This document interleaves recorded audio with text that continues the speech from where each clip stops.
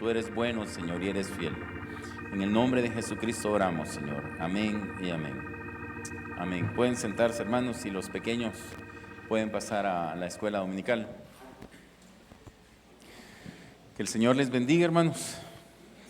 Ya estamos a día 11 de enero. El año va corriendo. Hace unos días estábamos allá en Chalchuapa. El año no terminaba y ahora estamos reunidos acá, la segunda reunión del año, y el año va avanzando. ¿En qué año estamos, hermanos? 2026. ¿A cuánto estará, hermanos, la venida de nuestro Señor Jesucristo?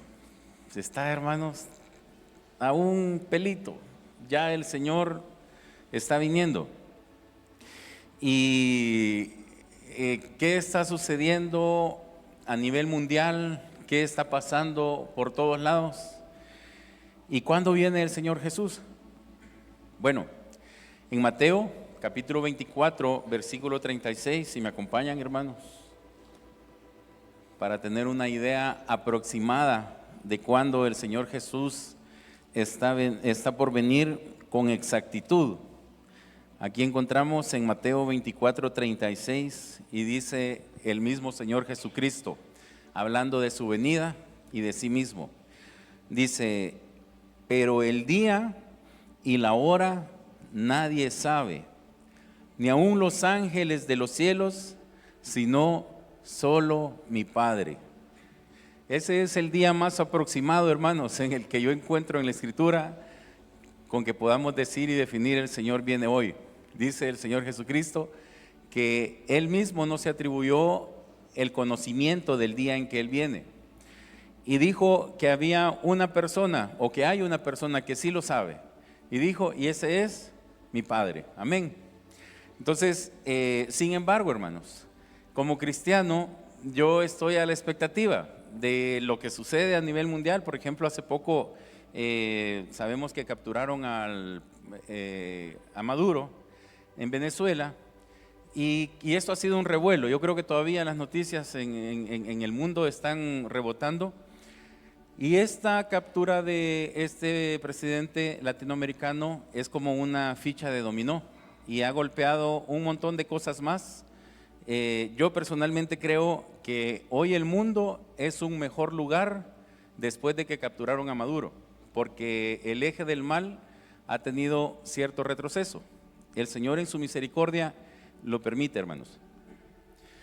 Ahora, ¿qué personaje en el mundo ha sido clave para capturar al presidente Maduro? Presidente Donald Trump.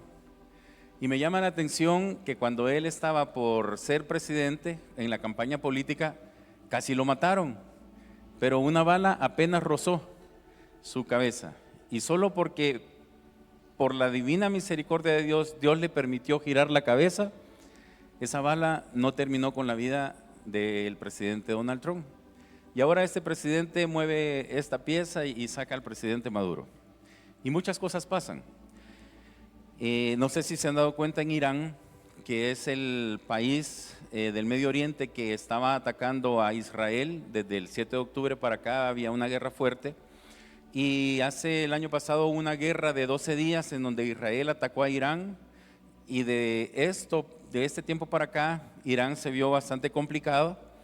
Hubo una escasez de agua en el país, más de la mitad del país, y es un país enorme, hermanos. El Salvador se queda chiquitito comparado con Irán, y este país enorme, la mitad del país se quedó sin agua potable para sus ciudadanos. Imagínense nosotros cómo nos ponemos cuando el ANDA quita el agua por 2 o 3 días, hermano. Ahí estamos: ay, que a qué horas echan el agua, que no sé qué, y empezamos a reclamar. Imagínense esa nación, la mitad de esa nación aguantando sed y no teniendo agua para sus uso cotidiano. Ya estaban molestos. Y hace poco la moneda de Irán se devaluó y las cosas empezaron a subir de precio. Entonces los comerciantes ya no soportaron y empezaron a hacer una manifestación, una revuelta, en medio de un régimen en donde matan y golpean a las personas que se manifiestan. Entonces, esto vino a derivar en que hasta el día de hoy, en las calles de Irán, la gente en varios lugares están haciendo grandes manifestaciones. Y se especula que el régimen de los ayatolas, que son los que gobiernan el país y son los enemigos de Israel, estén por abandonar el país y estén por salir. Y en teoría, porque no ha sucedido, un rey, voy a decir así, que salió del país en 1979, imagínense, desde entonces viene el régimen de los ayatolas. Esta persona va a regresar en teoría a Irán y va a gobernar, pero esta persona es bastante moderada, se dice, se cree, y que esta persona estaría en disposición de tener unas relaciones más amistosas con Israel como fue antes el país de Irán. Ahora, hace unos días atrás, cuando esto no sucedía e Irán estaba todavía fortalecido, el ayatolá dijo, en el 2028, él puso una fecha, es el fin del pueblo de Israel. Y yo dije, ay, todavía tienen ganas de guerra y de pelear y se van a preparar para el 2028, o sea, 2 años más adelante de este momento, y van a volver a atacar a Israel. Y yo me puse a pensar, ¿y será que entonces en el 2028 muchos ejércitos se van a reunir y se van a poner de acuerdo? Ahí está el presidente de Turquía, Erdogan, que también está preparándose y quiere ir a atacar a Israel. Entonces yo dije, a lo mejor Turquía, Erdogan con Irán, a lo mejor Rusia se va a ver obligada a venir a pelear, de repente los chinos que ni medio se meten, pero están apoyando con tecnología a estos regímenes. Para el 2028 puede suceder, pero ahora veo a Irán patas arriba. Y entonces, ¿qué les puedo decir, hermanos? ¿Cómo pensar y cómo definir y cómo analizar estos últimos tiempos y que si Irán va a estar con este rey que va a llegar o que si los ayatolas de repente logran organizarse mejor, sí o no? Pero es bien difícil que ellos lo logren porque el tema del agua es un tema bastante difícil, no digamos lo económico. Entonces se cree que dentro de poco tiempo este régimen va a caer. Pero volviendo al tema, ¿qué definir? ¿Qué creer? ¿Qué pensar? Las noticias van, vienen, cambian de un día para otro. Apenas el 3 de enero estaban capturando a Maduro y ahora el 4 de enero ya estaba complicado Cuba, está complicado China, está complicado Rusia, Irán ya estaba por caer y ¿qué se puede decir? ¿Qué hay, hermanos? Bueno, acompáñenme ahora a Primera de Tesalonicenses capítulo 4, versículo 13. Bueno, ya quedamos claros, hermanos, que Jesucristo dijo que nadie sabe el día ni la hora con certeza. Sí podemos nosotros conocer los tiempos y las sazones y tener una idea y saber, hermanos, que ya es el tiempo de la venida del Señor y que estamos más prontos que en cualquier otra época de que nuestro Señor Jesucristo venga. Ahora, aquí en Primera de Tesalonicenses capítulo 4, versículo 13, el apóstol Pablo dice, tampoco queremos, hermanos, que ignoréis acerca de los que duermen. ¿Quiénes son los que duermen en este contexto, hermanos? Los que han fallecido. Imagínense si pudiéramos estar acá con el apóstol Pablo y preguntarle, yo le preguntaría, por ejemplo, Pablo, tú que en algún momento nos comentabas que subiste al cielo, que no estás seguro si fue en carne o en espíritu, pero que estuviste allá, comentame, le diría yo, ¿qué hay de mi mamá que ya partió? ¿Será que ella va a resucitar? ¿O será que no va a resucitar? ¿Será que nosotros vamos a subir y allá la voy a volver a ver? Entonces Pablo en ese contexto, él me respondería y me dijera, tampoco queremos, hermanos, que ignoréis acerca de los que duermen, los que ya han muerto, para que no os entristezcáis como los otros que no tienen esperanza, porque si creemos que Jesús murió y resucitó, así también traerá Dios con Jesús a los que durmieron en él. Ahora yo les hago esta pregunta, hermanos. ¿Creemos que Jesucristo murió y resucitó? Sí, amén, ¿verdad? Incluso hay pruebas arqueológicas, pruebas históricas de que Jesucristo resucitó. Él murió y resucitó. Entonces, si yo creo eso, Pablo me está diciendo, ánimo, Sixto, tu mamá también va a resucitar. Y dice que Jesucristo traerá con él a los que murieron confiando en el Señor Jesucristo. En el versículo 15 dice: por lo cual os decimos esto en palabra del Señor, que nosotros que vivimos, los que estamos aquí en Iglesia Cristiana Belén, que habremos quedado hasta la venida del Señor. Lo que estábamos preguntando hace un ratito. ¿Cuándo es la venida del Señor? No precederemos a los que durmieron, porque el Señor mismo, con voz de mando, con voz de arcángel, con trompeta de Dios, descenderá del cielo, y los muertos en Cristo resucitarán primero. Luego nosotros, los que vivimos, los que hayamos quedado, seremos arrebatados juntamente con ellos en las nubes para recibir al Señor en el aire, y así estaremos siempre con el Señor.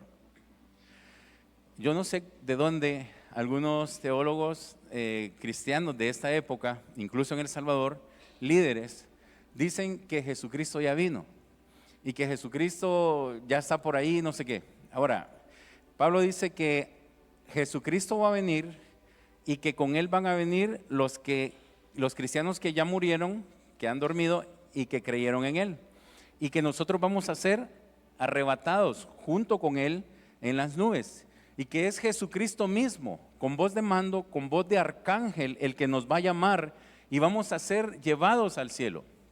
Entonces, hermanos, cuando a mí un cristiano, el líder que me dice, no, pero que Jesucristo ya vino, yo digo, bueno, pero mi mamá no ha resucitado, mi mamá no ha venido, entonces el rapto no ha sucedido, yo no me quedé a la hora del rapto porque mi mamá no ha venido. Entonces, para hermanos, para que nadie nos engañe ni nos digan cualquier cosa que nosotros nos haga confundir, nosotros siempre tenemos que venir a la Escritura y ver qué es lo que dice la palabra.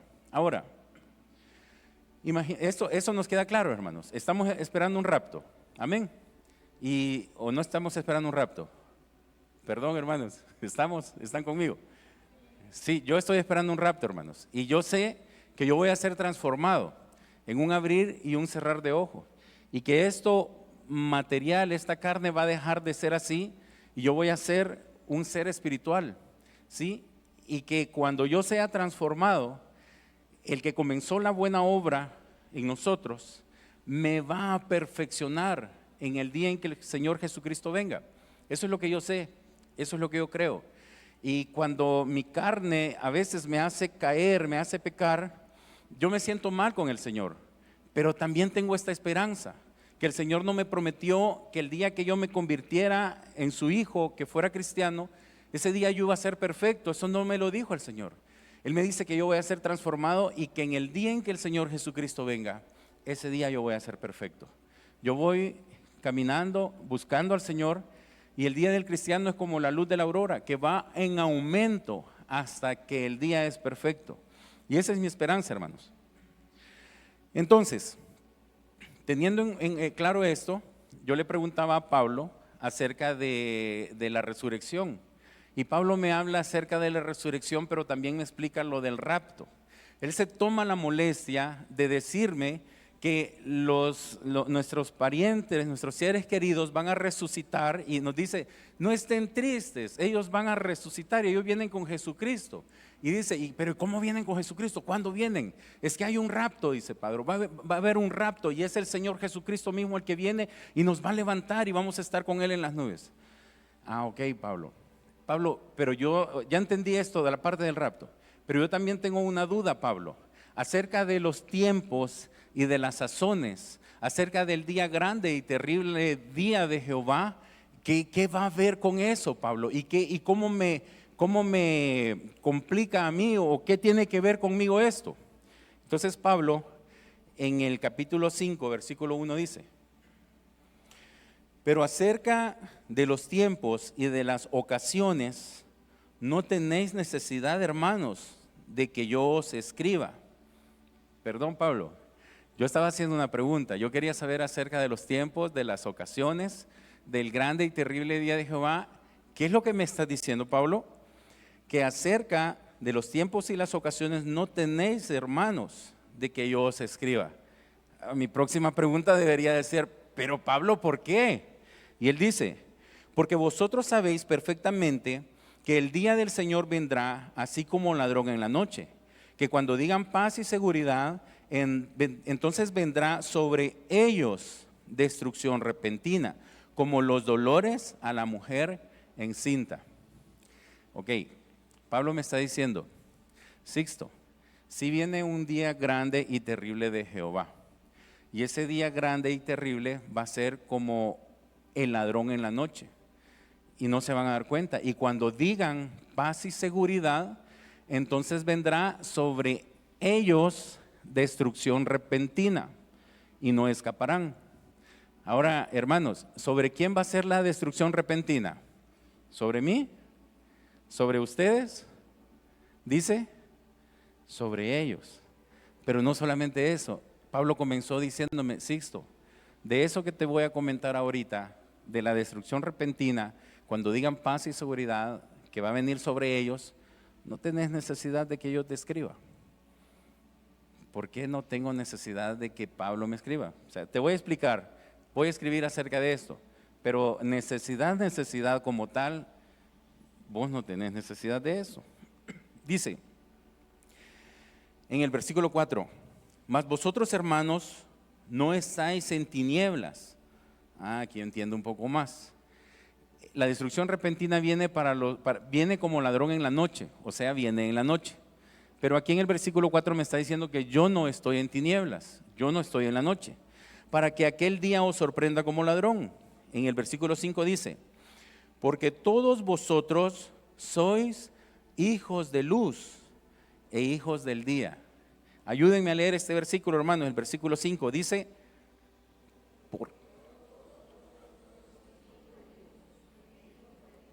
amén.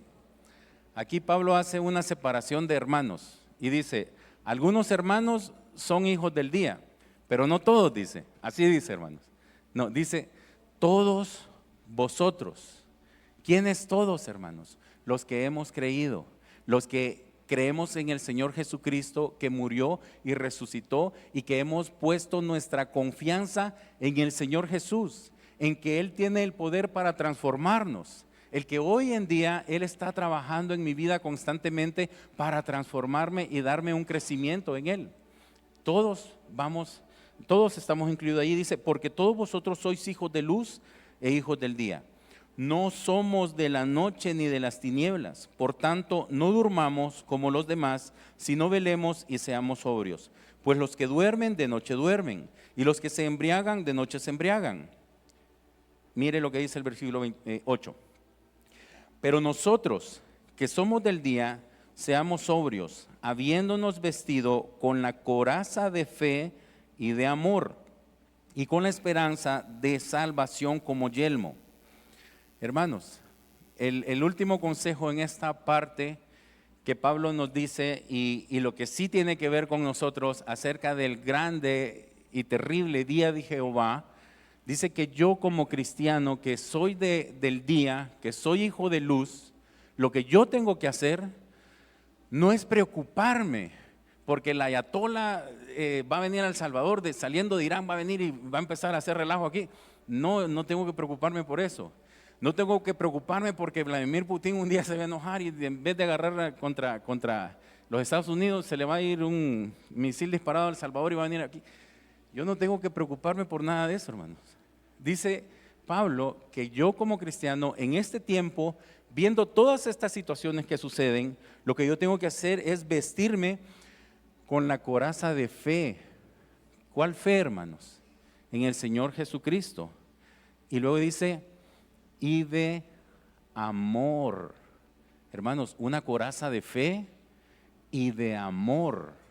Creo que esto es importante. Y con la esperanza de salvación como yelmo, ¿sí? El yelmo es un casco y este casco protege mi cabeza, protege mi mente, protege mis pensamientos. Entonces, mi esperanza está en el Señor Jesucristo y cuando viene el enemigo y me dice, Sixto, sos tan rebelde, sos tan carnal que vos no vas a ir en el rapto. Sixto, es que mira las cosas que estás pensando, mira las cosas que estás haciendo y esos dardos del enemigo empiezan a bombardearme. Y entonces yo de repente no le entiendo bien al enemigo y quiero escucharlo mejor y me quito esta coraza y le digo, ¿qué decís, enemigo? Le digo, ¡pam!, me cae en la cabeza el dardo, hermanos. Yo no tengo que prestar atención a esas cosas. Yo debo de tener fe, que ese es mi escudo, y debo de ponerme en la coraza de la salvación. ¿Quién nos da la salvación, hermanos? Señor Jesucristo. ¿Qué hemos pagado por esa salvación? ¿Qué hicimos para ganarla? Nada, hermanos. Es un regalo que Él nos dio. Y si Él nos la quiere regalar, ¿qué, hermanos? Ahí el enemigo no puede hacer nada, porque es la voluntad del Padre y la voluntad del Hijo, que el Hijo se despojara de sí mismo, de su realeza, y viniera y se humillara hasta lo más bajo, hasta lo más vil. Y estando en esa condición de hombre, fuera crucificado en la cruz del Calvario, con un objetivo, hermanos. ¿Cuál objetivo, hermanos? Que yo estaba condenado al infierno. Y Jesucristo dijo, yo tomo el lugar de Sixto, para que Sixto no tenga que pagar con su vida por los pecados. Y esta, hermanos, es la esperanza de salvación que tenemos nosotros en Cristo Jesús.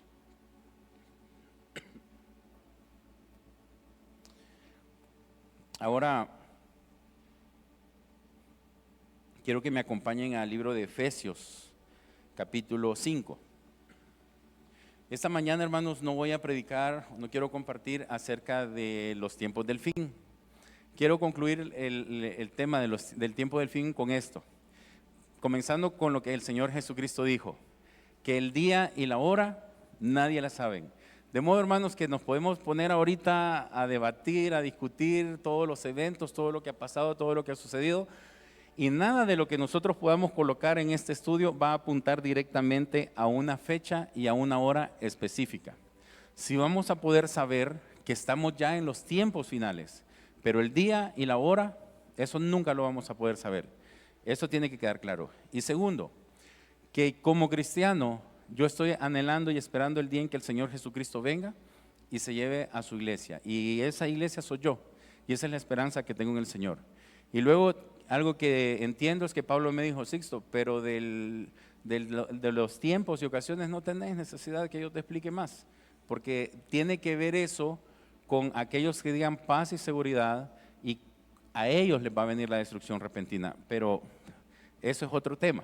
Amén. Entonces, el tema del tiempo del fin, quería dejarlo ahí, pero lo que sí quiero, hermanos, y lo que me llama la atención acerca de esta escritura, es que aquí el apóstol Pablo, o el Espíritu Santo, por medio del apóstol Pablo, nos dice que nosotros somos hijos de luz, y somos del día. Entonces, en Efesios capítulo 5, versículo 1 dice, sed pues imitadores de Dios como hijos amados, y andad en amor como también Cristo nos amó y se entregó a sí mismo por nosotros, ofrenda y sacrificio a Dios en olor fragante. El apóstol Pablo también nos decía que nos pongamos la coraza de fe y de amor. Y en este versículo nosotros encontramos, en el versículo 2 dice, y andad en amor como también Cristo nos amó y se entregó a sí mismo por nosotros, ofrenda y sacrificio a Dios en olor fragante. Entonces, hermanos, aquí se nos da una ordenanza, andad en amor. Y de repente me pongo a pensar yo, y entonces yo tengo que amar a todos los hermanos. Hay algunos hermanos que es fácil amarlos, pero hay otros hermanos que me cuesta un poquito. De repente tengo que amar a mi esposa, y de repente quizás ella se pone un poco molesta conmigo y no es fácil amarla todo el tiempo. Pero aquí el Señor me dice amar, dice, y tengo que amar. Hermanos, regresemos al versículo anterior. Dice, sed pues imitadores de Dios como hijos amados. ¿Quién nos ha amado primero, hermanos? El Señor. Y hermanos, usted se puede imaginar cuán grande es el amor de Dios particularmente para cada uno de nosotros. No quiero pensar ahorita en cuánto Dios le ama a usted. Piense como si yo pensara ahorita, cuánto Dios me ama a mí, a Sixto Nieves. Así la hermana Tulita puede pensar cuánto Dios ama a la hermana Tulita, dice ella. El hermano Alfredo Rivera puede decir cuánto Dios ama al hermano Alfredo Rivera. Hermanos, Dios nos ama como un padre a su hijo. Y dice aquí, sed pues imitadores de Dios como hijos amados. La naturaleza y lo normal en una familia sana es que un padre esté dispuesto a dar su vida por sus hijos. Esto es lo más normal. Y un padre, por lo general, nunca dice, estas son mis cosas. Por ejemplo, el hermano Jaime tiene un carro. El hermano Jaime no se lo presta a sus hijos. Nunca lo manejan sus hijos porque el hermano Jaime dice, este es mi carro, nadie me lo toque, porque es mío, porque yo lo compré. No, ¿verdad, hermano Jaime? Cuando los hijos dicen, papá, mire, fíjate que tengo que hacer un mandado por aquí, agarrar las llaves, hijo. Aunque uno diga, ay, ojalá que no me le vaya a fregar una llanta, no me le vayan a meter un rayón o algo. Pero uno de padre se despoja, hermanos, y está dispuesto a darse todo. Uno de papá, hermanos, se levanta por la mañana a pesar de que las fuerzas no estén, a pesar de que hayamos tenido un día duro de trabajo el día de ayer, y nos levantamos con ánimos a sacar adelante este día. ¿Y por qué queremos triunfar este día, hermanos? Porque sabemos que si triunfamos este día, nuestra familia va a estar bien. Y nunca venimos llorando y venimos diciendo a la quincena, ay, ya trabajé 15 días del mes, eso está duro, esto está difícil. Y tener que mantener a mi familia, tener que levantarme por mis hijos, esto es demasiado difícil. No, hermanos, en el carácter del papá está levantarse esa quincena cuando el mes o la semana va a la mitad y las cosas están difíciles, y uno se levanta y dice, bueno, hoy le voy a echar más ganas, hoy voy a trabajar más duro porque quiero terminar rápido con esta tarea, porque quiero que mi familia esté bien. Hijos amados, hermanos, los hijos es lo más hermoso que uno tiene. Yo siempre digo, cuando contrato personas para trabajar conmigo, yo pregunto, ¿tenés hijos? Sí, dicen. ¿Cuántos hijos tenés? 2 hijos. Tiene 2 motores, digo yo. Esta persona va a trabajar bien. De repente llega alguien y me dice, no, estoy soltero, dice, y no tenés hijos. No, no tengo hijos. Bueno, lo voy a probar, pero todavía me quedan mis dudas, que sea una persona que le vaya a echar ganas. Y muchas veces no me equivoco, muchas veces a las primeras de cambio van para atrás y no aguantan lo duro del trabajo, porque no tienen ninguna responsabilidad, no tienen presión en su vida, no tienen nada que los obligue a salir adelante. Pero si es una persona, incluyendo las mamás, que tenga hijos, 1, 2 o más hijos. Yo cuando alguien me dice, no, pues tengo 3 o 4 hijos, no, digo, este es un motor V8, este tiene una fuerza más fuerte todavía. Porque por nuestros hijos nosotros damos la vida, hermanos. Y así el Padre estuvo dispuesto a dar la vida de su Hijo por nosotros, como hijos amados. Hermanos, yo quisiera que Dios se nos pudiera revelar a cada uno de nosotros desde esa faceta, como Abba Padre, como ese papito, como ese papi. Saben, hermanos, que cuando mis hijos estaban pequeños, había una palabra que hoy me da risa o me da gracia, que a cualquier padre hace reaccionar rápidamente así. Podemos estar en un parque y hay 4 o 5 papás por ahí, y cuando un niño o niña pequeña grita, ¡papi!, todo el mundo voltea a ver y analiza si no es su hijo el que está llamando, porque uno de padre está presto a ayudar y a satisfacer las necesidades de los hijos. Hoy que mis hijos ya están grandes, sus tonos de voz son más reconocibles. Cuando están pequeños, ese tono es casi que igual en la mayoría de los niños. Entonces, esta es una faceta del Padre. Cuando yo alzo mis manos, estoy en una prueba, tengo una necesidad, yo le digo, Padre, Señor, oh amado Padre, ayúdame. En este momento de mi necesidad, Señor, estoy afligido, estoy abatido, no sé qué hacer, mis fuerzas no las aguanto. Hermanos, el Señor se enternece, porque Él es todopoderoso y dice, sí, yo sé lo que estás pasando y te voy a ayudar, pero necesito que pases todavía por este tramo para que aprendas ciertas cosas que te estoy enseñando. Así es que ánimo, puedes hacerlo y yo estoy contigo y te voy a sacar adelante. El Señor está ahí, hermanos, como cuando nosotros aprendimos a andar en bicicleta. Yo tenía miedo de caerme y ahí estaba mi papá, dale, no te voy a soltar, no te voy a soltar. De repente, dale, aquí estaba la voz, no te voy a soltar, pero ya me había soltado. Yo pensaba que me iba llevando todavía en la bicicleta y cuando menos sentí, volteo a ver, pero no me está agarrando. Es que ya podés, hacelo, seguí. Ese es el amor de un padre, hermanos. Entonces, como hijos amados, ese amor, hermanos, ese amor que Dios nos ha tenido a nosotros, ahora el Espíritu Santo por medio de Pablo nos está diciendo que en este tiempo del fin, cuando el Señor Jesucristo está a las puertas y cuando yo estoy preocupado, que por la gran tribulación, que por la bestia, que por los caballos, que por esto y por lo otro, no, tranquilo. Lo que vos tenés que hacer es ponerte la coraza de fe y de amor y el yelmo de la salvación. Confiar en que hemos sido salvos en el Señor Jesucristo. Entonces dice en Efesios 5, andad en amor como también Cristo nos amó y se entregó a sí mismo por vosotros. Primero Jesucristo nos ha amado y luego nos da el ejemplo, hermanos. Y después dice Pablo en el versículo 3, pero fornicación y toda inmundicia o avaricia ni aun se nombre entre vosotros, como conviene a santos, ni palabras deshonestas, ni necesidades, ni truanerías que no convienen, sino antes bien acciones de gracias. Porque sabéis esto, que ningún fornicario, inmundo o avaro que es idólatra tiene herencia en el reino de Cristo y de Dios. Nadie os engañe con palabras vanas, porque por estas cosas viene la ira de Dios sobre los hijos de desobediencia. Aquí hay algo que me preocupa, hermanos, en este versículo, que dice, nadie os engañe en el versículo 6 con palabras vanas, porque por estas cosas viene la ira de Dios sobre los hijos de desobediencia. ¿Cuáles cosas, hermanos?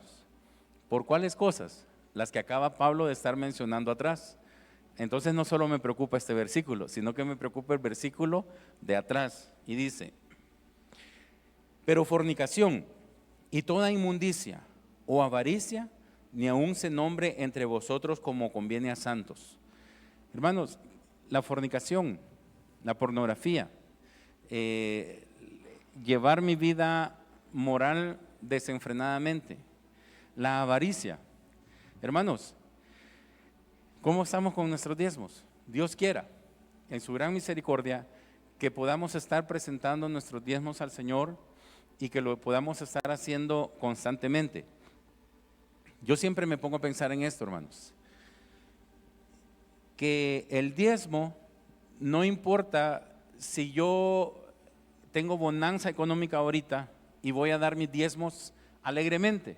Yo ahorita gané bastante dinero, entonces yo cuento mi 10% y yo lo voy a poner alegre, gracias Señor, y aquí está el diezmo. Pero otro día la estoy pasando mal y económicamente estoy un poco más apretado. Entonces yo tengo que dar mis diezmos, no quisiera porque este dinero me hace falta, me va a hacer falta este dinero. Entonces, quizás con una actitud un poco difícil, voy a agarrar mi diezmo y lo voy a colocar en un sobre y lo voy a colocar en el alfolí. Hermanos, no importa la actitud con la que usted lleve los diezmos al alfolí, porque esto es un mandato de Dios. Lo que yo tengo que hacer con los diezmos, hermanos, es obedecer. Hasta ahí. Si obedeciendo lo hago con la mejor actitud, gloria a Dios. Si obedeciendo lo hago con una actitud de decirle, Señor, te entrego estos diezmos, pero tú sabes la necesidad que yo tengo y yo quisiera poder satisfacer mejor a mi familia, pero aún así, Señor, yo te doy estos diezmos porque son tuyos. Aún ahí, hermanos, va a haber bendición, porque Dios se va a agradar de nuestra obediencia, a pesar de que nos está doliendo, a pesar de que nuestra carne no quiere, a pesar de que la situación está difícil en nuestra vida, pero estamos confiando en que Dios va a satisfacer, a pesar de que le estamos entregando ese 10%, por obediencia, hermanos. Pero luego, si yo no estoy entregándole al Señor su parte, eso es avaricia. Y aquí en este versículo se nos advierte que por esta avaricia, la ira de Dios viene sobre los hijos de desobediencia, sobre los hijos que no están obedeciendo. Entonces, los animo a que sigamos siendo fieles con nuestras finanzas delante del Señor, que estemos presentando nuestros diezmos y nuestras ofrendas. Amén. Luego dice, en el versículo 7, dice, no seáis pues partícipes con ellos, porque en otro tiempo erais tinieblas, mas ahora sois luz en el Señor, andad como hijos de luz. Aquí Pablo otra vez nos está recordando que somos hijos de luz. Y nos está diciendo que si nosotros no somos obedientes, no somos hijos de luz y somos desobedientes. Y también nos dice aquí, en el versículo 7, no seáis pues partícipes con ellos. Y vamos a hacer una pausa acá en esta lectura y quiero exponerles una situación hipotética. Imagínense que en medio de nosotros existe un hermano que se llama Fermín. ¿Verdad que nadie se llama Fermín aquí, hermano? Para que no nos vayamos, el hermano tal es. No. Este hermano se llama Fermín. Y este hermano casualmente se sienta casi siempre a la par de nosotros. Pero miren, hermanos, este hermano es chambroso. El otro día me inventó un chambre a mí y me metió en problemas como no tienen ideas. ¿Cómo creen que yo me siento con él? Un poquito molesto. Bueno, este hermano Fermín a veces entrega sus diezmos y a veces no. Yo me he dado cuenta de eso. No le voy a decir cómo me fijé, pero es lo que pasa con él. ¿Sabe qué también hace este hermano Fermín? Le gustan las novelas, hermano. Este hermano es poco carnal, sí, es complicado este hermanito. Bueno, el hermano Fermín está casado. Y hoy, este día, va a suceder algo especial. Van a venir dos hermanos de nuestra congregación. Ahí sí, podemos ser uno de nosotros. Y venimos dos por acá y decimos, hermanos, queremos hacer un anuncio. Este hermano Fermín, que no camina bien con el Señor, que tantas veces nos ha golpeado a la mayoría de nosotros.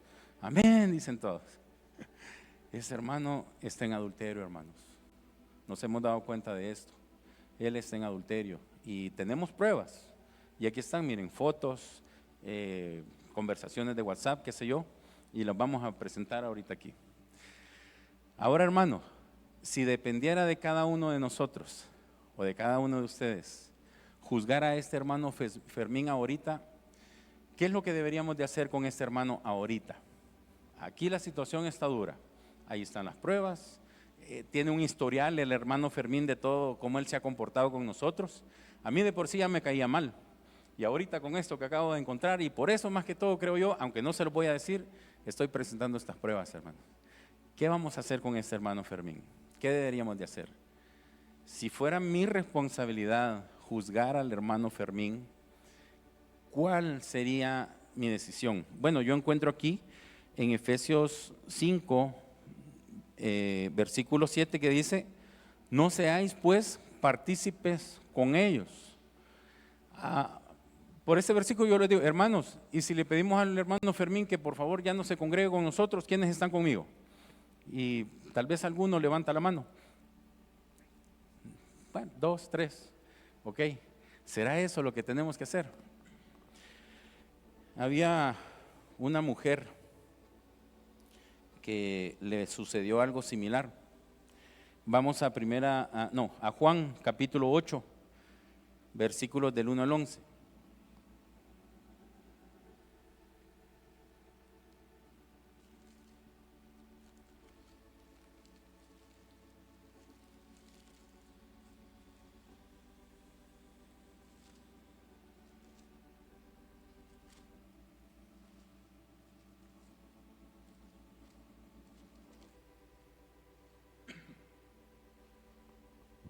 Dice Juan 8, versículo 1. Y Jesús se fue al monte de los olivos y por la mañana volvió al templo. Y todo el pueblo vino a él y sentado él les enseñaba. ¿A dónde estaba Jesucristo en ese momento, hermanos? En el templo. ¿Y cuántos hermanos o cuántas personas habían llegado al templo? Dice que todo el pueblo vino al templo para escuchar al Señor Jesucristo. Si nosotros nos vamos al capítulo anterior, nos vamos a dar cuenta que los hermanos de Jesucristo le dijeron que por qué no subía a Jerusalén y hacía milagros ahí pero Jesucristo le dijo que aún no llegaba su hora. Y los hermanos se lo decían en aquel momento, los hermanos todavía no creían que Jesucristo era el Mesías. Entonces ellos lo hacían como chungueándolo en el buen salvadoreño, porque querían ver que Jesucristo dijera: yo soy el Mesías en medio del pueblo de Israel. Pero cuando ellos se van a la fiesta de los tabernáculos, Jesucristo después dice la Escritura que va y encubiertamente llega. Pero en Jerusalén ya el pueblo estaba preguntando por Jesucristo y decían: ya ha venido Jesucristo. Y, bueno, Jesús decían, y ha venido Jesús, y el que dice que es el Mesías ha venido, ¿y dónde anda? Y el pueblo lo andaba buscando y no lo encontraban. Eso sucede este día, y al siguiente día dice que Jesucristo llega al templo y que sentado en el templo había venido todo el pueblo. O sea, ese lugar estaba abarrotadísimo, hermanos. Y estando ahí Jesucristo enseñando al pueblo, dice en el versículo 3: entonces los escribas y los fariseos le trajeron una mujer sorprendida en adulterio, y poniéndola en medio le dijeron: maestro, esta mujer ha sido sorprendida en el acto mismo del adulterio, y en la ley nos mandó Moisés a apedrear a tales mujeres. Tú pues, ¿qué dices? Imagínense que estos escribas y fariseos son los que habían estado buscando al Señor Jesucristo desde el día anterior. Hoy ya saben que Él está en el templo y toman a una mujer que fue sorprendida en el acto mismo del adulterio. Pero ¿en qué lugar estaba el Señor Jesucristo? En el templo, así como nosotros que estamos reunidos acá. Hermanos, y el templo está en un lugar alto, en Jerusalén, en un monte. Imagínense esta pobre mujer a la hora que la agarran y la obligan a subir al templo. ¿Ustedes creen que ella iba cómodamente y feliz con los fariseos, con los fariseos y escribas, y decía: sí, vamos, vamos, decía ella, vamos a ver al maestro? No, hermanos, ella iba obligada. Probablemente la arrastraron, probablemente la golpearon y la llevaron a la fuerza. Yo no creo que ella haya ido de su buena voluntad. Quizás le suplicaba y le rogaba y le decía: no, por favor, suéltenme, déjenme ir, les prometo que esto no vuelve a suceder, perdónenme, discúlpenme, perdónenme, déjenme ir. No, no me lleven allá, no me hagan esto, me arrepiento de lo que hice. Es probablemente que ella iba con esa actitud. Al final ellos suben el monte, llegan al templo y se la presentan al maestro. A mí me causa asombro que ellos le dicen: en la ley de Moisés dice que los tales tienen que morir. ¿Tú pues qué dices? O sea, si la ley ya la condenó, ¿qué vas a hacer, maestro? Ahí está la receta. O sea, la ley de Moisés dice que hay que apedrearla, y tú vas a venir a decir que no hay que apedrearla. Y entonces, cuando el Señor Jesucristo diga que hay que apedrearla, lo querían a él después involucrar en otro problema. Y dice en el versículo 6: mas esto decían tentándole para poder acusarle. Pero Jesús, inclinado hacia el suelo, escribía en tierra con el dedo. Y como insistieran en preguntarle, se enderezó y les dijo: el que de vosotros esté sin pecado, sea el primero en arrojar la piedra contra ella. Ahora, hermanos, ¿qué será lo que Jesucristo estaba escribiendo en el suelo en ese momento? Sabemos que estaba en el templo y sabemos que ellos llegan y le citan la ley de Moisés. Entonces seguramente que Jesucristo tuvo que haber escrito el artículo de la ley de Moisés a la que ellos se estaban refiriendo. Acompáñenme a Levítico capítulo 20, versículo 10, por favor.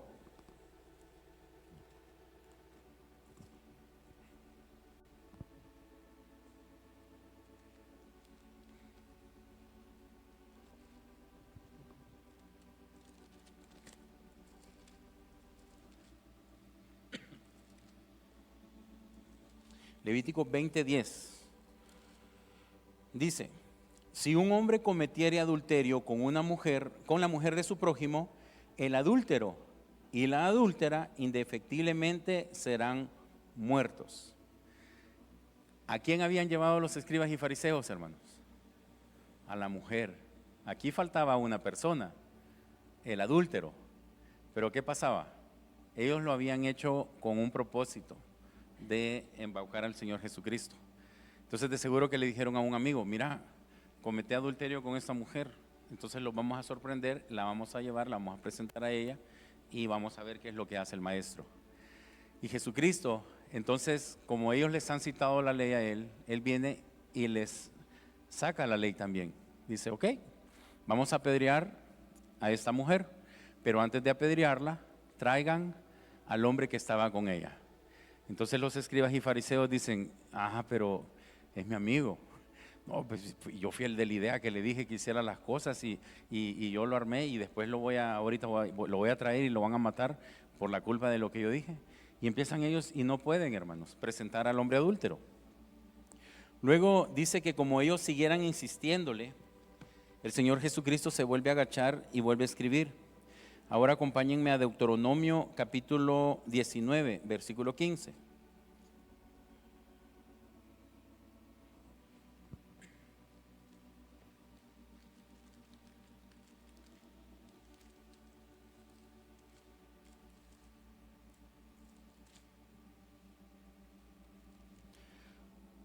Dice, Deuteronomio 19:15, no se tomará en cuenta a un solo testigo contra ninguno, en cualquier delito ni en cualquier pecado, en relación con cualquier ofensa cometida. Solo por el testimonio de 2 o 3 testigos se mantendrá la acusación. Luego dice, cuando se levantare testigo falso contra alguno para testificar contra él, entonces los 2 litigantes se presentarán delante de Jehová y delante de los sacerdotes y de los jueces que hubieren aquellos días. Perdón.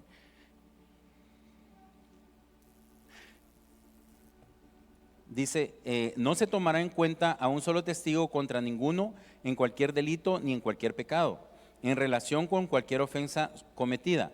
Solo por el testimonio de 2 o 3 testigos se mantendrá la acusación. Entonces, hermanos, aquí el Señor Jesucristo está preguntando por el hombre adúltero y Él está preguntando acerca de que quiere que lo traigan para que sean 2 o 3 testigos el que afirmen y mantengan esta acusación. De lo contrario, el Señor Jesucristo no va a poder dar una sentencia. Y vamos a Deuteronomio capítulo 22, versículo 22, un poquito adelante.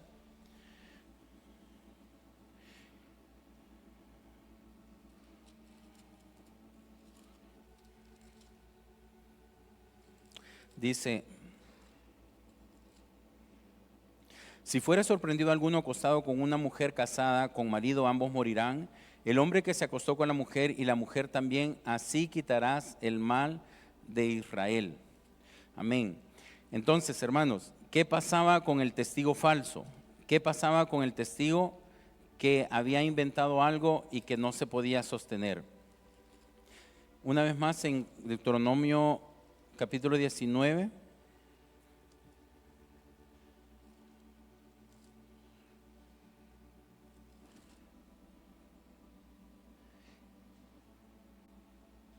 Dice en el versículo 18, y los jueces inquirirán bien, y si aquel testigo resultare falso y hubiere acusado falsamente a su hermano, entonces haréis a él como él pensó hacer a su hermano, y quitarás el mal de en medio de ti.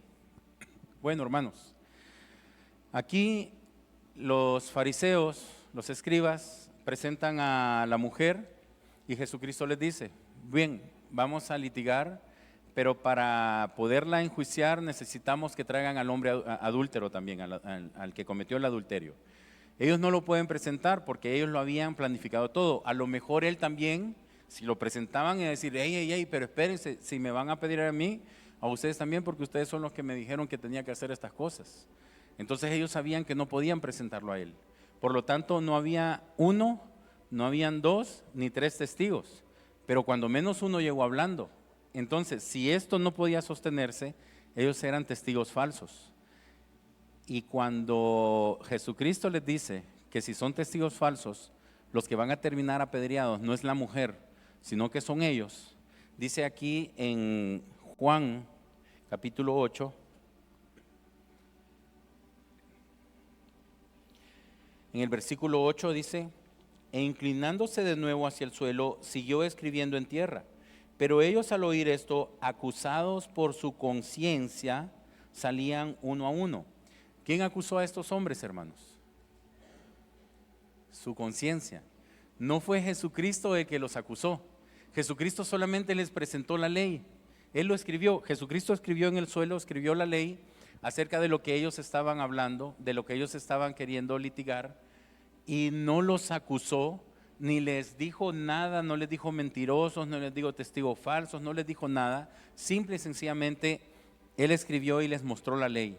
Y ellos, al ver la ley, acusados por su conciencia, dice que salían uno a uno, comenzando desde los más viejos hasta los postreros, y quedó solo Jesús y la mujer que estaba en medio. Enderezándose Jesús y no viendo a nadie sino a la mujer, le dijo: Mujer, ¿dónde están los que te acusaban?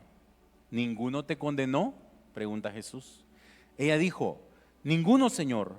Entonces Jesús le dijo: Ni yo te condeno, vete y no peques más. Hablando del hermano Fermín otra vez, hermanos, ¿se acuerdan que lo teníamos aquí, al pobrecito, y que lo estábamos acusando? Y bueno, yo lo condené y yo dije que se fuera de la iglesia.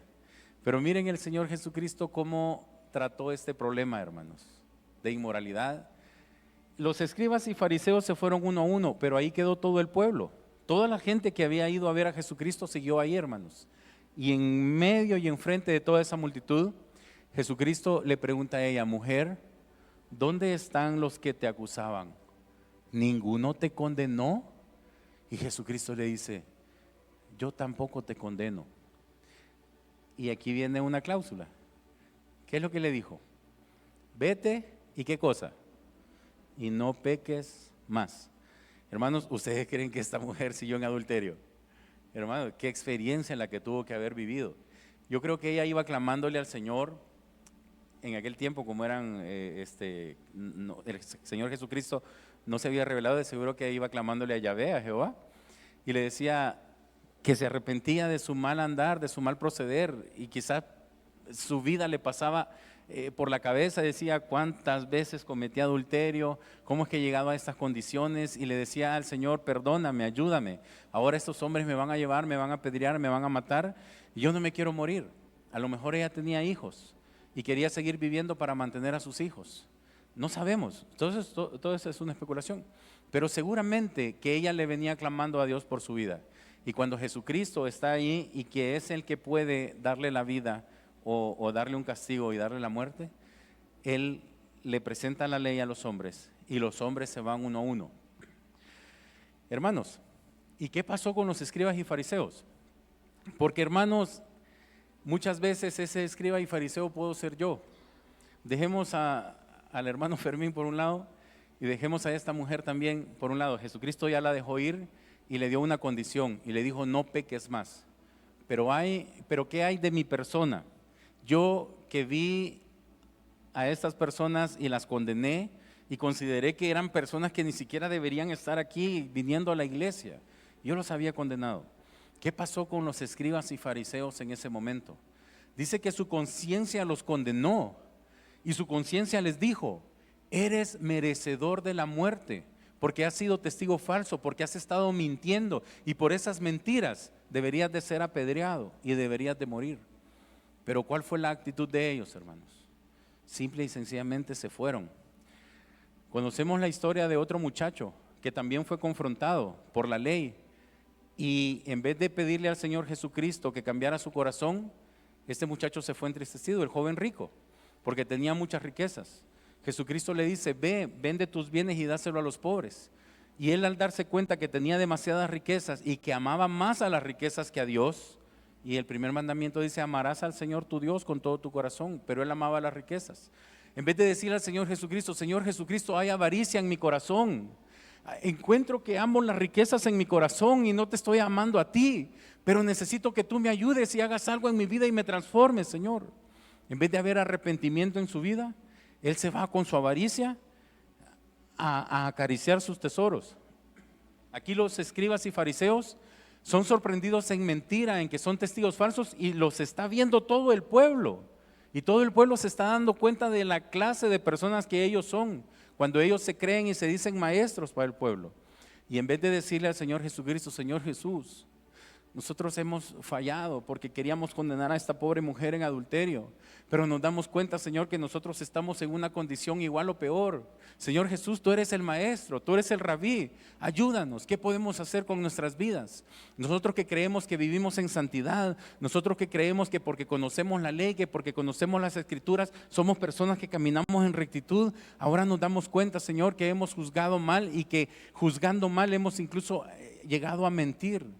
Y por esto, Señor Jesús, yo necesito que tú en tu gran misericordia me des la gracia para ser transformado y poder ser perdonado por ti. Hermanos, ¿cuántos de nosotros tenemos una mejor condición espiritual que esta pobre mujer que llegó al templo de Jerusalén? ¿Cuántos de nosotros tenemos la actitud de estos fariseos? Hermanos, una mentira. Yo pudiera decir, no, pero es que ella cometió adulterio y la mentira es diferente. Hermanos, por el más pequeño de los pecados, dijo el Señor Jesucristo, nosotros vamos a ser descalificados. ¿De qué tamaño tiene que ser mi pecado para que usted me descalifique a mí? ¿O de qué tamaño puede ser su pecado para que yo lo descalifique inmediatamente a usted, hermanos? Hermanos, antes de descalificar a cualquiera de mis hermanos, yo tengo que voltearme a ver a mí. Es decir, con que a mí me cuesta, que yo creo que he caminado algo con el Señor, ¿cómo no le va a costar al hermano Fermín caminar con el Señor? Hermanos, que extendamos nuestra mano de misericordia hacia nuestros demás hermanos y hacia las demás personas, porque Jesucristo juzgó con amor y con misericordia. En Juan capítulo 3, versículo 18,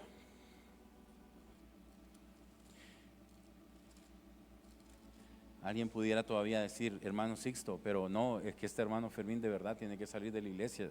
No, sí, ya entendimos, la mujer ahí, adúltera, pero sí, hermano, yo sí creo con usted que el hermano Fermín, en Juan capítulo 3, versículo 18 dice, el que cree no es condenado, pero el que no cree ya ha sido condenado, porque no ha creído en el nombre del unigénito Hijo de Dios. Jesucristo, antes de que sucediera esto, Él estaba de labios diciendo cómo Él iba a juzgar más adelante a esta mujer. Y esta mujer creyó en el Señor Jesús. Y esto, hermanos, creer en el Señor Jesús es lo que a nosotros nos hace libres. Y en el Señor Jesús no hay condenación. Y dice en el versículo 19, y esta es la condenación, que la luz vino al mundo. ¿Se acuerdan, hermanos, que somos hijos de luz? Dice, y esta es la condenación, que la luz vino al mundo, y los hombres amaron más las tinieblas que la luz, porque sus obras eran malas. Otra vez el amor, miren, hermanos, pero aquí el amor no es hacia Dios, el amor es hacia las tinieblas. Dice que amaron más las tinieblas que la luz, porque sus obras eran malas.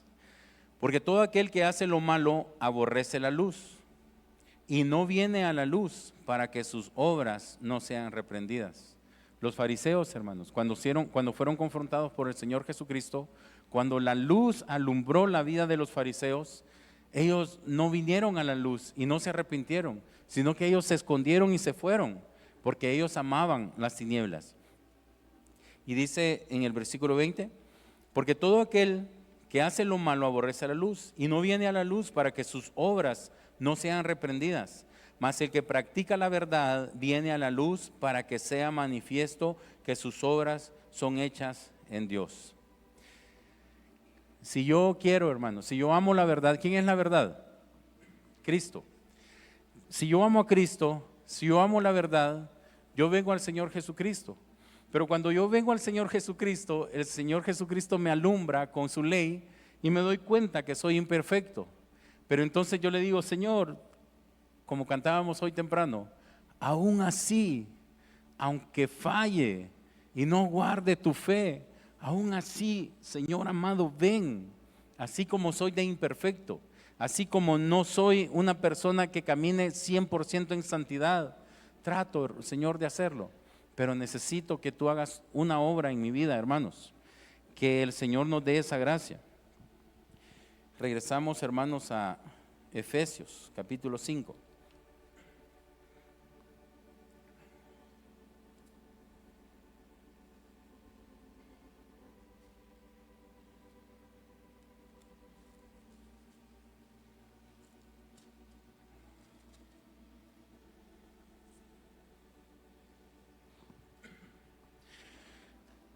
Aquí en el versículo 8, Pablo, después de habernos dicho qué obras de la carne no deben de haber en nosotros, dice en el versículo 8, porque en otro tiempo erais tinieblas, mas ahora sois luz en el Señor, andad como hijos de luz.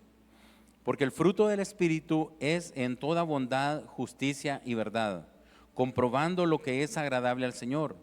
Y no participéis en las obras infructuosas de las tinieblas, sino más bien reprenderlas. Porque vergonzoso es aún hablar de lo que ellos hacen en secreto, mas todas las cosas cuando son puestas en evidencia por la luz son hechas manifiestas, porque la luz es lo que manifiesta todo. Hermanos, cuando Pablo dice no seáis pues partícipes con ellos, no nos está diciendo que debemos de condenar a nuestros hermanos y decir, ay, con este hermano no me junto, con aquella persona esto y lo otro. No, lo que yo no tengo que hacer es participar personalmente en mi cuerpo, en mi carne, con las cosas que hace esta persona, ¿sí? Hermanos, cuando compartimos el Evangelio, cuando compartimos el testimonio del Señor Jesucristo, a mí me ha tocado a veces hablar con bolitos, con ebrios. Y saben, hermanos, que cuando un borrachito, así, bolito chichipate que le decimos, callejero, se le acerca a uno, él se le acerca con una necesidad genuina a uno. ¿Y sabe cuál es esa necesidad? La necesidad de ese borracho en ese momento es quitarse una goma tan horrible que está sintiendo él en su cuerpo. Pero yo vengo, como soy bien santo, ¿verdad? Y le digo, espérate, te quiero hablar del amor del Señor Jesús. No, una moneda regale, me dice el bolito. No, espérate, hombre, te voy a exhortar porque vos estás caminando en pecado. Sí, yo sé, dice el bolito, yo sé que estoy en pecado. Una moneda regáleme, que me quiero quitar esta goma. No, pero espérate, que no seas necio. Yo estoy condenando y golpeando al bolito. Mire, hermano, si usted quiere que un borrachito escuche el mensaje, bolséese y saque $1. Esto te alcanza para el trago que vas a tomar. Sí, dice, sí, eso es lo que necesito. Satisfago tu necesidad. Pero ahora hazme un favor. Escúchame un momento. Sí, dígame, yo lo voy a escuchar. Hermanos, y él va a estar abierto al mensaje de salvación que nosotros le podemos dar. Y el Espíritu Santo puede fluir. Pero hermanos, necesitamos botar mucho de ese fariseísmo, de esa falsa santidad. Ay, que me van a ver los hermanos hablando con el bolo, van a pensar que yo también me estaba echando mi trago. Que piensen lo que quieran, hermanos, Dios sabe lo que yo estaba haciendo en este momento con este hombre, ¿sí? Y así, hermanos, que no tengamos miedo ni temor de acercarnos a las personas en el mundo para hablar con ellos. Si se nos acerca cualquier persona bajo cualquier condición, que le oremos al Señor en nuestro corazón y le pidamos la gracia para compartir nuestro testimonio. No le digo, hermano, para que usted le comparta el Evangelio y apréndase estos versículos. Si se los puede, gloria a Dios por eso. Versículos de evangelismo. Hermanos, lo que necesitamos hacer, ¿sabe qué es? Lo que hicimos el domingo pasado aquí en la congregación.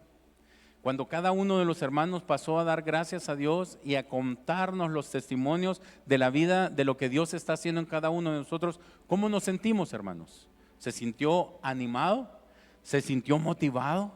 Y dijo, es cierto, amén, Señor, tú esa persona de la que está hablando el hermano y que está compartiendo su testimonio, eres tú, amén, gloria a Dios. Y usted salió fortalecido el domingo anterior, hermano. Ese es el testimonio. Hermanos, cuando usted quiere evangelizar a alguien, hable de lo que Dios está haciendo en su vida particularmente y expréselo a aquella persona. Cuando Jesucristo hablaba con aquella mujer en el pozo, dice la Escritura que después que ella se va, que habló con Jesucristo, y ella llega a Samaria y que le cuenta a los del lugar donde ella era lo que Jesucristo le había dicho. Y dice la Biblia que por el testimonio de ella muchos creyeron en el Señor Jesucristo. Y yo me pregunto, ¿y esta samaritana, será que Dios, el Señor Jesús andaba un folletito de evangelismo y le dijo, mira samaritana, ahorita que llegues a tu pueblo, léele estos versículos a los de tu lugar y vas a ver que ese es el método específico del evangelismo? No, no creo que el Señor se lo haya dado.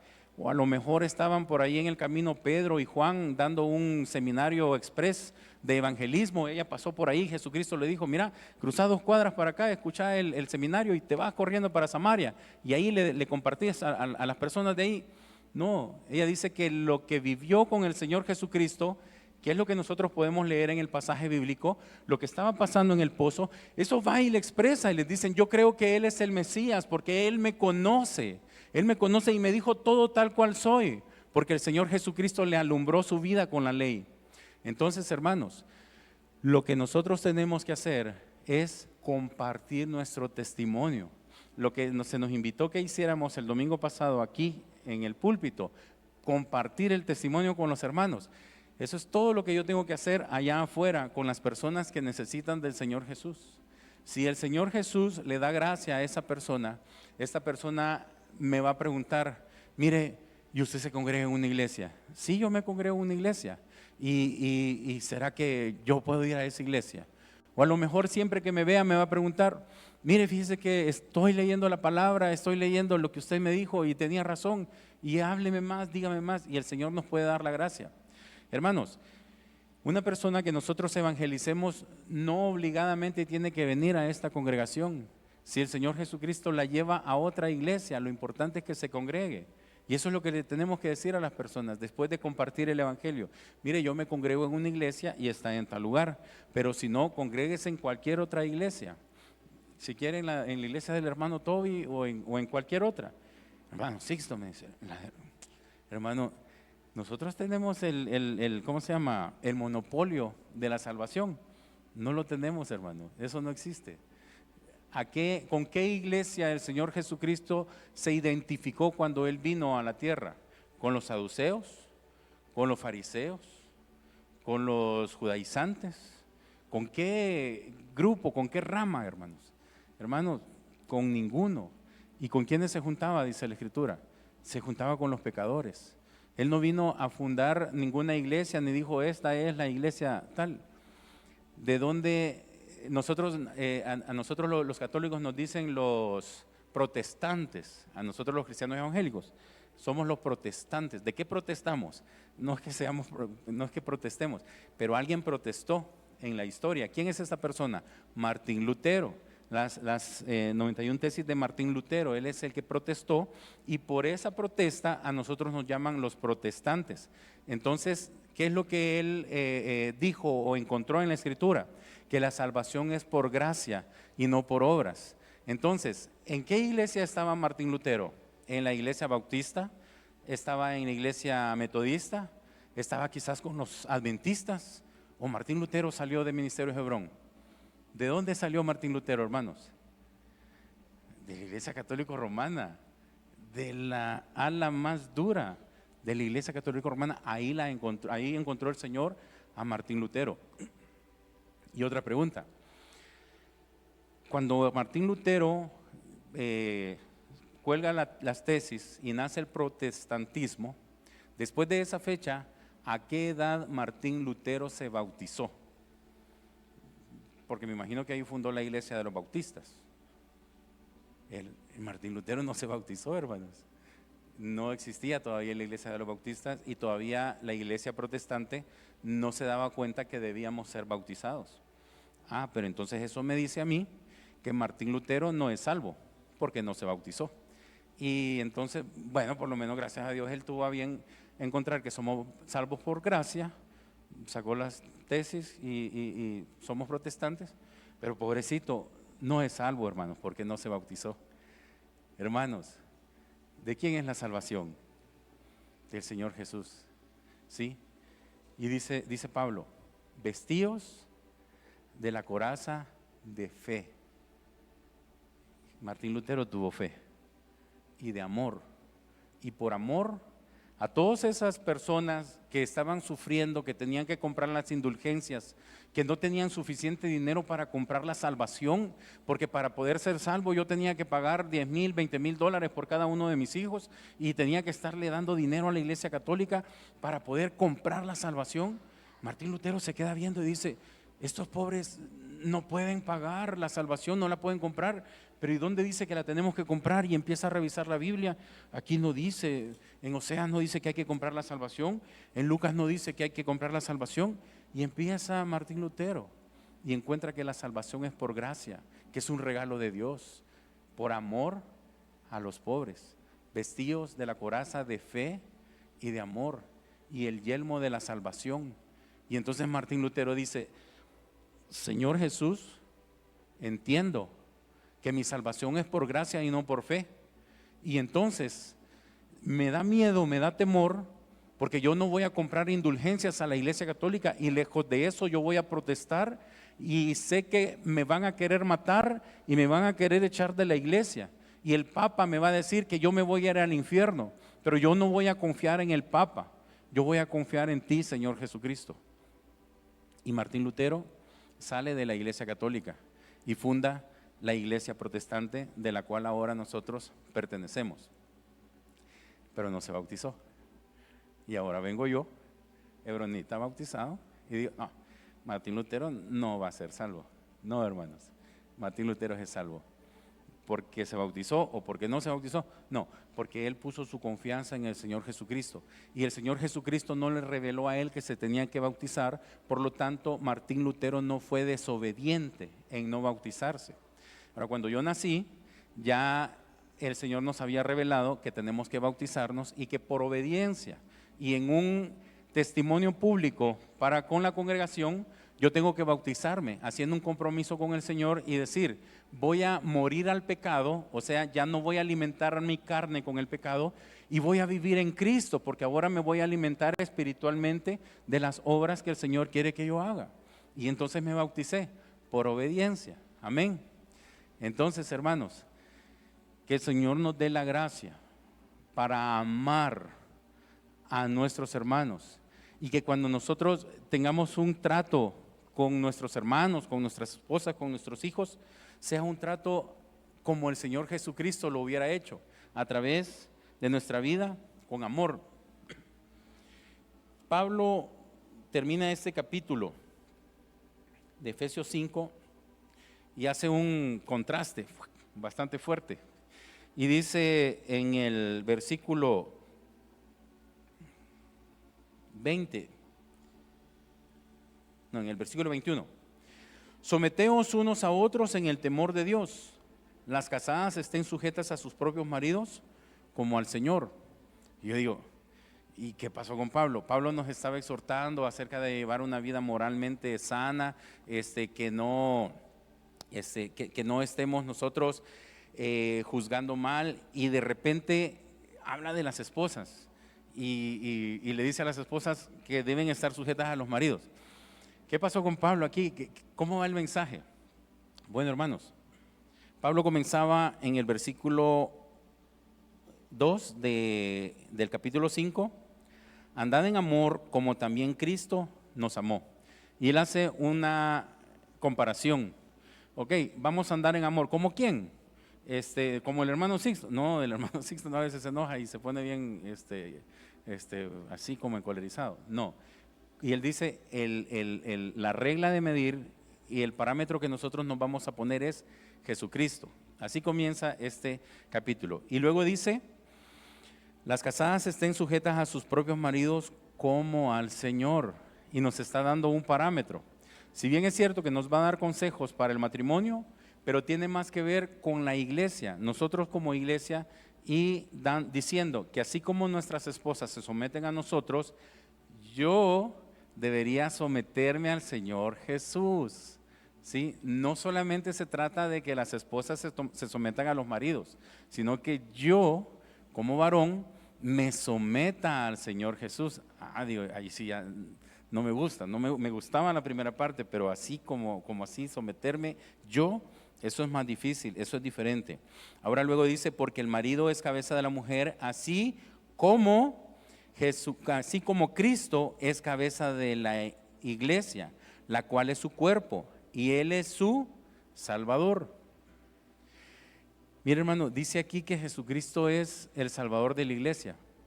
¿Quién debería ser el Salvador de mi esposa? Yo, hermana. Yo como esposo tengo que ser el Salvador de mi esposa, porque Pablo está poniendo un parámetro.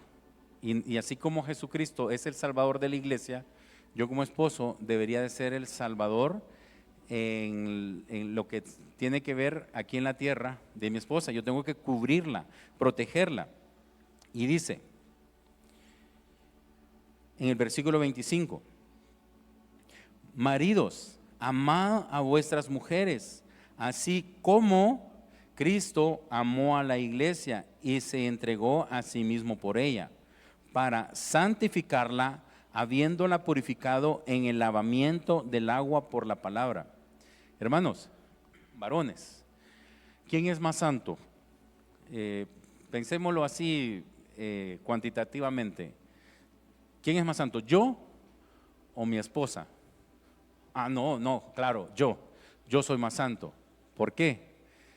Si dice que Jesucristo santifica a la iglesia, Jesucristo santifica a la esposa, yo como esposo debería de esforzarme porque mi esposa sea santa y decirle, mi amor, hagamos estas cosas de esta manera, porque Dios nos llama a la santidad, e impulsar a mi esposa y llevarla a que ella sea santa, y ella debería de ir en la santidad adelante de mí, y yo no debería de tener dudas de cuando me preguntan, ¿quién es más santo, usted o su esposa? Mi esposa. ¿Por qué? Bueno, yo trato y me esfuerzo de la manera más cariñosa y amorosa posible de encauzarla a la santidad. ¿Y cómo puedo hacer eso, hermanos? Dice en el versículo 26, para santificarla, habiéndola purificado en el lavamiento del agua por la palabra. ¿Qué es el agua, hermanos? Es la palabra. Yo lavo y limpio a mi esposa por medio de las palabras que yo le dedico a ella. El agua que yo saco de esta vasija puede ser un agua estancada, sucia y fea, y yo puedo estar contaminando la vida de mi esposa. O puede ser un agua que esté constantemente fluyendo por la palabra del Señor, y cuando yo venga a mi esposa, esta agua va a fluir limpia para lavarla a ella. Y la estoy lavando y la estoy santificando. Pero imagínense, hermanos, que yo me contamino y el agua que sale de esta vasija es un agua sucia y apestosa. Y entonces yo empiezo a golpear y a ofender a mi esposa y a tratarla mal. ¿Cómo creen que ella me va a tratar a mí? A lo mejor me lo devuelva. Y entonces, esposas, someteos a sus maridos. Y yo, ¿cómo me voy a someter? Va a decir Senia, si este hombre, usted no lo conoce. Va a ser difícil, hermanos, para las esposas someterse. Y a nosotros como varones, el llamado es a amar a nuestra esposa. Hermanos, queremos ser amados por el Señor. Queremos ser bendecidos por el Señor. Nosotros los varones, amemos a nuestra esposa y bendigamos a nuestra esposa. ¿Sí? Sí, yo les aseguro, hermanos, si nosotros bendecimos a nuestra esposa, la amamos y procuramos que ella esté bien, ¿ustedes creen que el Señor Jesucristo no va a hacer lo mismo con nosotros los esposos varones? El Señor lo va a hacer, hermanos, y nos va a bendecir grandemente. Entonces, Pablo en este capítulo está haciendo un parámetro, está poniendo dos cosas en contexto y dice, ¿cómo es la personalidad de las personas, los hijos que no son de luz? ¿Y cómo es la personalidad de los hijos que sí son de luz? Nosotros somos hijos de luz, hermanos. Y Pablo nos está enseñando cómo nosotros debemos de caminar y cómo debemos de ser delante del Señor. Después de esto, en el versículo 32 dice, hablando del matrimonio, y de cómo tiene que ser el trato de los esposos, dice, grande es este misterio, mas yo digo esto respecto de Cristo y de la iglesia. Ya ven, no le estaba tirando Pablo a las esposas. O sea, sí, el consejo hay que tomarlo, pero no era directamente contra las esposas la palabra de que tienen que someterse y yo como varón no. No, sí, las esposas tienen que someterse, pero yo también tengo que someterme al Señor Jesús. Entonces dice en el versículo 33, bueno, volvamos a leer el 32. Grande es este misterio, mas yo digo esto respecto de Cristo y de la iglesia. Por lo demás, cada uno de vosotros ame también a su mujer como a sí mismo, y la mujer respete a su marido. Hermanos, que las esposas nos respeten a nosotros, ¿sí? Nosotros hay que respetarlas también. Y que nosotros los varones amemos a nuestra esposa como Jesucristo se entrega por la iglesia. Y que respetemos, hermanos, el hecho de que somos cristianos, que nosotros como cristianos somos el cuerpo de Cristo y que siendo el cuerpo de Cristo yo soy la esposa y debo de respetar al Señor Jesucristo. ¿Cómo voy a respetar al Señor Jesucristo? Con mi forma de actuar, con mi forma de ser. ¿Y cómo tengo que actuar? En amor. Hermanos, si nosotros actuamos como cristianos, como Jesucristo actúa con nosotros desde el amor, va a ser bien fácil poder cumplir la ley del Señor. Pero si yo saco el amor de mi vida, si yo quiero, por ejemplo, tengo un trabajador, él ya llegó tarde, no sé, toda la semana y tiene una actitud rebelde, qué sé yo, y saco el amor de mi vida y yo sé que la ley me permite despedirlo sin goce de su indemnización y qué sé yo, como no hay amor en mi vida y en mi corazón, yo me voy a aprovechar de esta situación. Pero si yo pongo a Cristo primero y tengo amor por esta persona, yo me voy a acercar y le voy a preguntar, hey, quiero platicar contigo. ¿Qué te pasó esta semana? ¿Por qué llegaste tarde todos los días? ¿Se te llamó la atención el miércoles, el jueves, hoy es viernes y seguís llegando tarde? Quiero ayudarte. La ley me dice que te tengo que despedir sin indemnización, pero que te quiero ayudar. Quiero saber qué te está pasando. A lo mejor hay un problema en su casa, con su familia, problema de salud de su esposa, y él se abra. Me diga, no, es que mire, le voy a contar esto y esto me está pasando. Desde el amor, hermanos, y puedo afectar esta vida positivamente. Y esta persona diga, don Sixto es cristiano, me pudo haber despedido, pero no me despidió, me dio otra oportunidad y se preocupó por mí. Yo quiero saber por qué él es así de esa manera. Y mi vida puede afectar a los demás si yo actúo desde el amor en cada una de las decisiones de mi vida, aunque no tenga que ver con los hermanos aquí adentro de la congregación, con los alumnos, con los compañeros de trabajo, los maestros, y así con cada uno de nosotros que trabajamos y que nos toca tener que ver con personas de afuera. Que el amor de Cristo pueda estar en nosotros y pueda fluir para los demás. ¿Por qué, hermanos? ¿Porque necesitamos hacer crecer la iglesia? No, hermanos. ¿Por qué? Porque Pablo nos dice que en este tiempo, en estos días finales, que el Señor Jesucristo está a las puertas, dice que nos vistamos con la coraza de fe y de amor, ¿sí? Y el yelmo de la salvación. Amén. Pongámonos de pie, hermanos, por favor.